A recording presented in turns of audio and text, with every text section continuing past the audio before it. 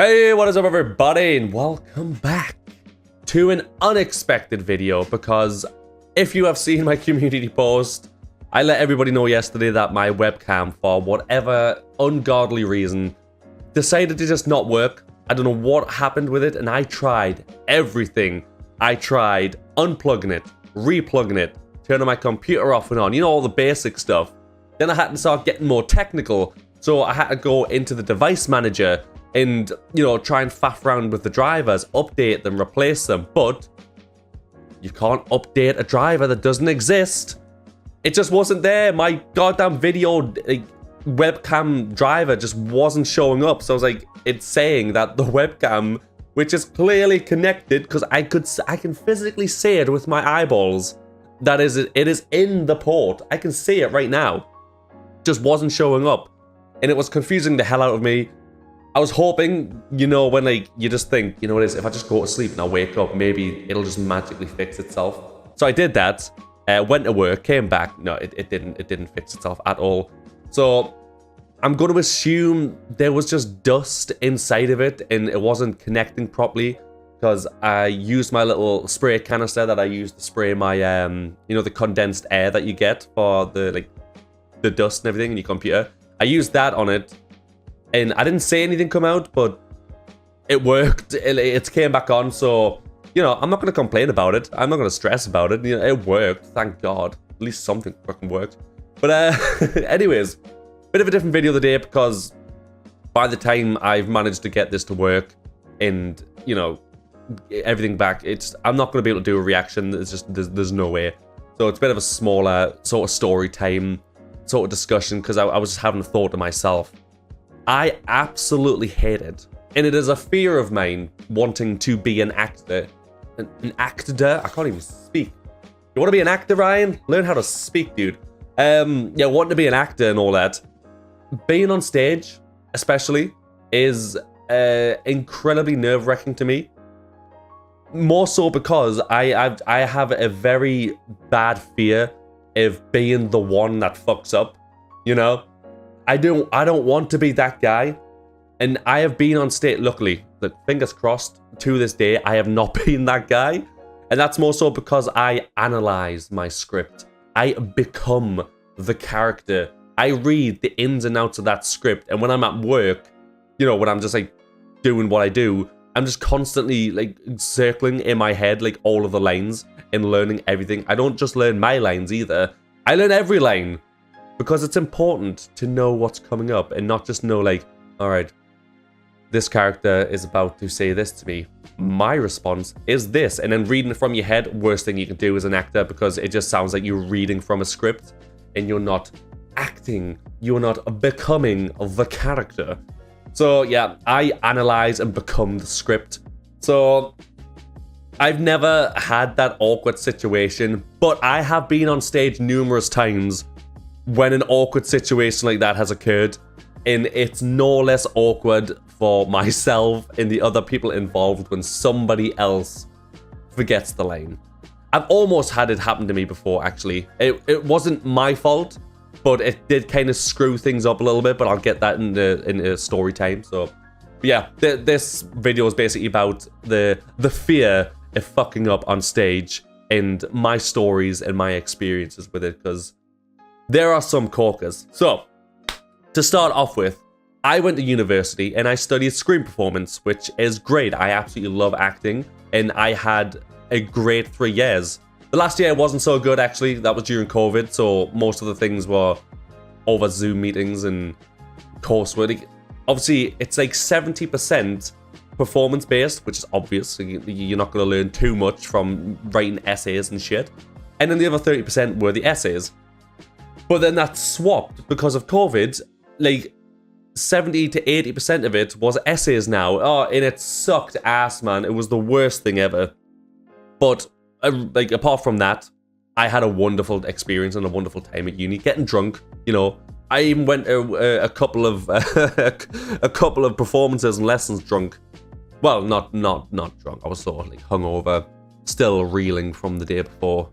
So, you know, practically still drunk. But anyways, yeah, you know, that was immature. That was Ryan from a millennia ago.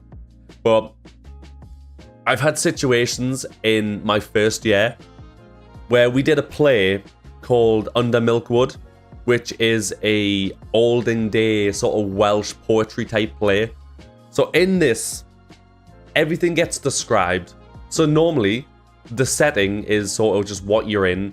And, you know, the audience can obviously confer through context in, you know, what the scene, what's in the scene and what the play is in general, as to, you know, what's happening in the surroundings. You don't need someone to narrate what they are literally about to see. But this entire play is all about narration, and it's about, I don't remember any of my lines. Well, I remember like one like big paragraph that I had to do. Because like I said, it was all in like the Welsh accent, which is just a fun accent to do. Jesus Christ. And like I said, we had to describe everything that was happening, but we had to delegate all of the script, because there was like, I don't know, I want to say like 50 pages or some shit, and obviously a bunch of different characters, and like I say, all of the description that went in between the characters. So we delegated, like, you know, basically it was a first come, first serve. So it's like, so we have this line, who wants to do it? Whoever quickly put the hand up, bam, you got it. So it was very strange. It was very disorienting. And I remember, just before I get into the awkwardness, one of my friends who I was at sixth form with, they were at uni. It's funny because she was younger than me and she was in the year before me in sixth form, but I took a gap year and like worked and got a bunch of, well, a bunch of money, I fucking wish, and got money. And she went straight into uni, so she was in the year above me, so it was a weird dynamic. But I remember her coming up to me and being like, oh, that was great, you were really good in it. Not a clue what it was about. And I was like, look, I know. I was like, we have been practicing this for, I think it was about 2 months. Not a single person in that class had a clue what they were saying, what they were doing.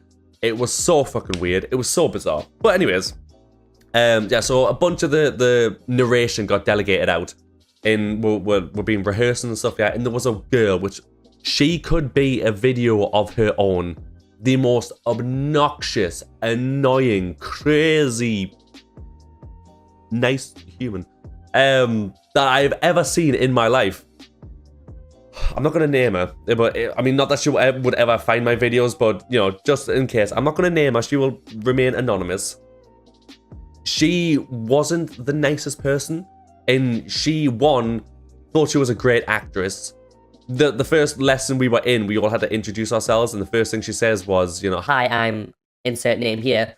I came here because I want to be an actress. I want to be on Forbes magazine as the first like billionaire actress or whatever. I mean, there's probably a billionaire actress already out there. I don't know. And I was just thinking to myself, like, you can't do that. Like, if you're going into acting in the thoughts of, you know, making money, you're in it, one, for the wrong reasons, and two, even the most successful actors don't become billionaires through acting alone. Make a lot of money, don't get me wrong, and definitely can become a millionaire. Billionaire, not so much. So yeah, she was in it for the wrong reasons. She thought she was great, even though she was a terrible actress. No offense, well, she wasn't a nice person, so offense to her, but she wasn't a good actress, and definitely not worth, you know, making billions on. And she just had the worst attitude ever. So, as you can imagine, because theatre didn't intrigue her, she didn't care about it, all she wanted was to be on screen, she never really showed up to rehearsals. Despite it being a part of curriculum, and despite the fact that she had to do it, she didn't bother coming along. So you can well imagine she didn't really know her lines all that well. So thankfully, because the way the play was set up, we had like lighting cues, and they were, oh, bless them, I'll name these two because they were wonderful people. They were called Kat and Sean, and they were playing Mr. and Mrs. Ogmore. I think their characters' names were like husband and wife, which funny enough, it became boyfriend and girlfriend like after this. But yeah, so they had to talk and have this conversation, but their cue to speak and start, you know, obviously talk to each other and continue in the story wasn't until the light came on. The lighting cue was their cue to obviously start the scene, but that couldn't happen until this particular person said their line. Luckily, I'm at the back at this point, and the lights are off, and, you know, we're all just kind of like, because everybody was on stage at all times. Like, there was never a point where people were off stage. That was like one of the big gimmicks of the show, was the fact that everybody was constantly there. Whether they were doing stuff in the background or they were just sitting there, they were always there. So luckily I'm at the back, the lights are off, so it's dark. I don't have to deal with this awkwardness. But like I said, Kat and Sean, bless their soul, man, that people actually thought they were the ones that messed up. Like afterwards, they were like, "Oh, did you forget your line there?" They're like, "What? No." And then obviously explain the situation, which I'm about to explain now. So she gets up and she has to basically walk from the back up to the front, around it, like do like a full square, as she's saying, this weird Welsh play scene that she doesn't do in a Welsh accent at all, because she can't do a Welsh accent. So she's just basically saying it in her normal accent, walking around. And as I said, she has not attended many of these rehearsals, apart from the ones where they were like, if you don't attend them, you are going to end up getting kicked out. So she had no choice. And it got halfway through, and she just stopped.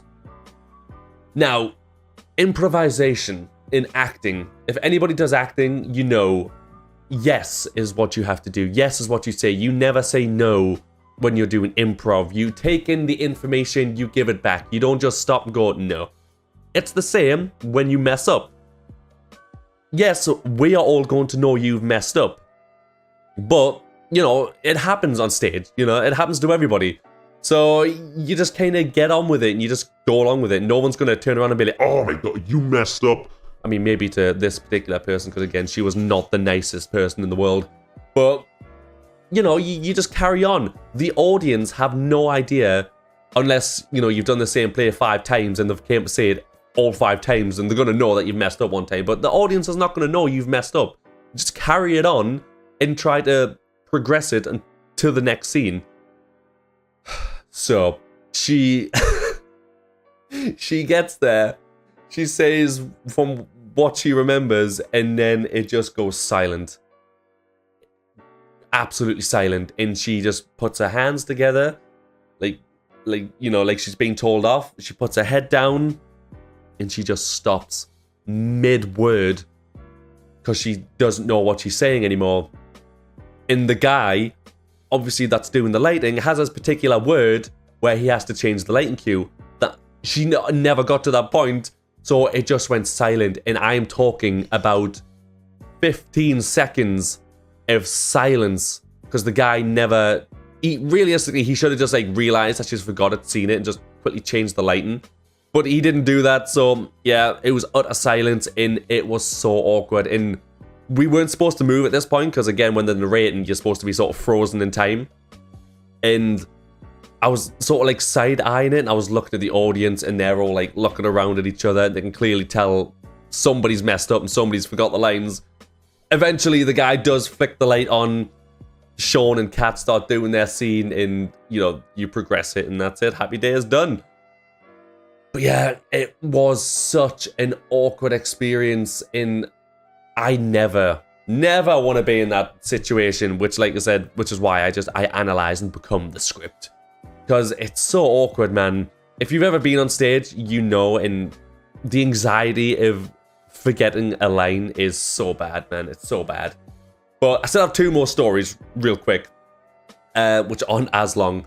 So another one is when I was doing a show down in Middlesbrough. So this was after uni. One of my uni friends and some people they knew were doing a couple of theatre productions. So obviously he was like, "Would you like to audition?" So I was like, "Hell yeah, I'll audition." So he gave me the script. I did the script. We went down there. We auditioned in front of them. He's like, "Oh, okay, great." So I ended up getting 2 roles and 2 different scripts. One was called Adrift. The other one was called Bunker. Luckily, Bunker went pretty well. I don't think anybody forgot their lines or anything, which was great. But the second night, because it was over 3 nights, I think it was the second night, somebody had messed up, and it got so awkward. Because again, this is at the point, because in the story, we go out to sea, and when we're coming back, we found this girl who is just sort of passed out, and nobody knows who she is, and the whole story is trying to figure out who this is. And there was a guy who, again, bless his soul, wasn't the best actor, and he kept forgetting his line, but I had to keep if it went silent for like a second and I knew it was his lane, I had to sort of look at him and be like sort of subtly, so the audience doesn't really notice. And then he wasn't subtle about the way he started it, because he would go and then start, and I was like, oh dude, you're making it so obvious you've clearly forgotten your line. But I had to like quickly improvise, because one of the guys forgot his line and he didn't say it, so it just sort of went silent again. And then I tried to edge him towards what his line was, and he ended up remembering what it was. But I sort of like edged it in the way that I skipped the line so he didn't really have to say his line anymore, because I've sort of give the audience what he was supposed to say in my own words. And then he could have just went into his next line, but then he decided to repeat the line I've basically just said. Sorry, I hadn't touched my mouse in a while, so my computer decided to go off. So yeah, he basically said the line that I just said. So I was like, well, I've just said that, come on dude. And then, you know, we progressed from there, and it wasn't that bad. That one was luckily pretty okay, but it was still a bit of an awkward experience. And another one, the last one I'll give you real quick. I didn't want to do sort of like reactions to like awkward moments like that. I don't do cringe well. I'm a very like, you know, cringe hurts me physically. I don't like watching it at all, but I will do it because it's fun to watch people squirm. By people, I do mean myself. I don't mean the people that are, you know, getting cringed at, because I just kind of feel partly sorry for them. But yeah, the last one real quick. So this was during sixth form. So I'm about 16 at this point. I started performing arts, and there was a guy in there that he wasn't an actor. He was a dancer. He did more dancing than acting. But obviously he still wanted to do performing arts, and he always did the show every single year, and he did like a bunch of dancing and stuff. So we did a rendition of Hansel and Gretel, and my friend Steven had the most awkward thing happen to him. So he played Hansel, and I played Hansel's dad. Luckily for me, when the mess up happened, I was off stage at this point, so I didn't have to deal with any of the awkwardness. But basically, the guy, he played the witch, and his line that he was supposed to say was, "You boy, get in the cage," which prompted Steven, which by the way, we didn't have props at this point, because like it was like the very beginning of the Christmas show that we were doing. So obviously it was just like a really short, like 3, 4, 5 minute like play, so they didn't bother making any like props for it. So there is no cage there. So Steven just looks weird because he's sort of like bent over, like prepared to get into the cage, you know, being like sort of shoved in. But he just he completely forgot what he was supposed to say. And again, play it off, you know, just sort of get past it and move on. But he didn't do that at all, and it got so awkward because, again, this one was sort of being narrated as well by my friend Moses and Daniel, who were at the front dressed as elves, and they had this script in front of them, which was like reading off of the script and narrating it. And bearing in mind, we are a meter in front of the audience. Like it's not a big stage that we're in. So the audience can see everything that's happened very clearly. It's not like, you know, you're at the back of the theater and you've missed like everybody else, like that's at the very front. It's like, yeah, I kind of saw that was a bit funny, but you missed it because you're all the way at the back. No, even the people at the back can see you a couple of meters in front of them. They will see everything. So he forgets his line, and he just sort of like literally starts like moving his hands back and forth like awkwardly, looks to Moses, who is probably, I don't know, half a meter in front of him, and goes right in front of the freaking, like, again, they're like a meter in front of him, and he's playing his day, because I could hear him from behind the curtain going, and then I don't know if you remember, I think Steven sort of like, you know, was like, come on. And then eventually, because like I said, it was awkward for Steven because he's like halfway crouched down and standing up because he's waiting to get in the cage, waiting to hear his line. Eventually he does do it and he gets in the cage, and the awkwardness was over. I don't think anybody else messed up from that point. But yeah, I make it a habit of knowing the script inside and out. I don't like I have anxiety so bad that I'll mess up one day and, you know, it'll be my fault that the show's been messed up, and I never want that to be the situation. Like I said, I've always made it a point to just freaking know every word, forwards, backwards, side, up, down, left, right, inside, out, you name it. What's word 364? I know it because I've read the script 6 million times. Yeah, such an awkward situation to be in. If any of you guys do acting or have ever acted before and been in situations like this, let me know in the comments below, because God, it's so awkward. But yes, anyways, like I said, a little bit of a different video because I just really didn't have too much time today with the webcam situation and everything. I'm looking at the webcam now, and I can't tell if it's looking a little more dull than usual, and I don't know why. I have to try and figure that out. Hopefully it still looks fine when I upload it. But yes, anyways, thank you guys so much for watching this episode. If you enjoyed it, please do leave a like, comment, and subscribe. It does help massively, and I do massively appreciate it. And I'll see you all in the next video. Goodbye.